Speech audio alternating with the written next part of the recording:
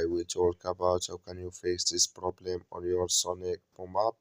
So all you have to do, so you just click here on settings here. When you click here on settings, it's going to take you to this list here.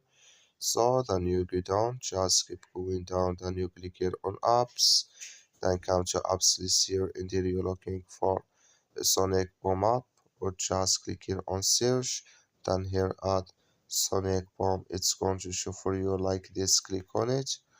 So then it's going to take you to this list here, click here on first stop, then you click here on OK, then all you have to do, just go down here, click here on storage, come to storage list here, click here on clear cache.